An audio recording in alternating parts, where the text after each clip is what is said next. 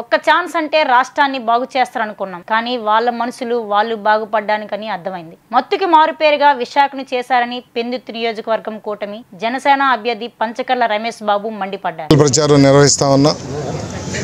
ప్రజల్లో అనూహ్యమైన స్పందన, వాళ్ళ అభిమానం, అడుగడుగునా వాళ్ళు ఆరాధించుకుంటూ మమ్మల్ని ఆశీర్వదిస్తున్న విధానం చూస్తే గత ప్రభుత్వం మీద విసిగెత్తిపోయి ఉన్నారు.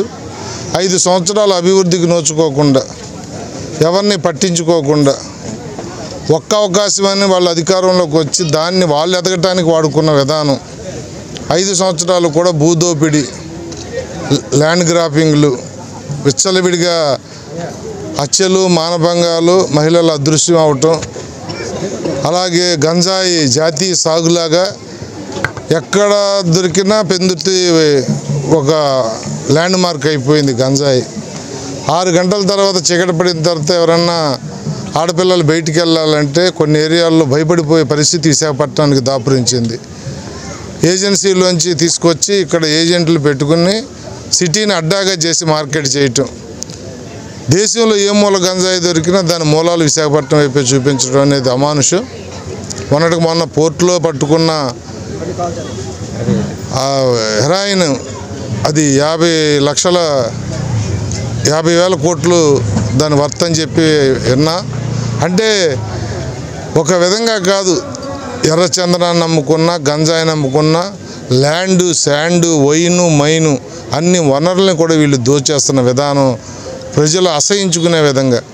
వాళ్ళు ఎదగటం తప్ప ఒక్క అవకాశం అంటే ప్రజల కోసం అనుకున్నారు, కాదు వాళ్ళు ఎదగటం కోసం అని ఇప్పుడు అర్థమైంది. ప్రజల కష్ట సుఖాల్లో అండగా ఉండి సినిమాల్లో సంపాదించుకున్న డబ్బంతా ప్రజలకు ఖర్చు పెట్టిన నాయకుడు పవన్ కళ్యాణ్ గారు. అలాగే 7 పదులు వయసు దాటినా కూడా అలుపెరగకుండా కష్టపడి రాష్ట్ర శ్రేయస్సు కోసం పనిచేస్తున్న ఒక నాయకుడు చంద్రబాబు నాయుడు గారు. 10 సంవత్సరాల ప్రధానమంత్రిగా దేశ ప్రతిష్టని ప్రపంచ దేశాల్లో చాటినటువంటి వ్యక్తి మోడీ గారు. ఈ ముగ్గురు కలయికలో ఈ పొత్తులో మేము వెళ్తా ఉన్నాం. మమ్మల్ని ఆశీర్వదించమని చెప్పి ప్రజలను కోరుతా ఉన్నాం. పెద్ద ఎత్తున ప్రజలు ఆశీర్వదిస్తూ ఉన్నారు. మాకైతే నమ్మకం ఉంది. 25 పార్లమెంటుకి 25, 150 పైచిలుక ఎమ్మెల్యే సీట్లు మేము గెలుచుకుంటాం. పటిష్టమైన ప్రభుత్వం వస్తుంది. రాజధాని కట్టుకుంటాం, పోలవరం నిర్మించుకుంటాం. ఏదైతే వీళ్ళు వదిలేసిన రైల్వే జోన్ కానీ స్టీల్ ప్లాంట్ ప్రైవేటీకరణ ఆపడానికి దమ్ము లేదు. ఏదన్నా మాట్లాడితే మళ్ళీ అరెస్ట్ చేస్తారేమో అని భయం. జైలు నుంచి బెయిల్ మీద వచ్చి రాష్ట్ర అధికారం చేజెక్కించుకున్న వ్యక్తి కేంద్రానికి భయపడుతూ పరిపాలన చేస్తే మన జీవితాలు తాకట్టు పెట్టినట్టే.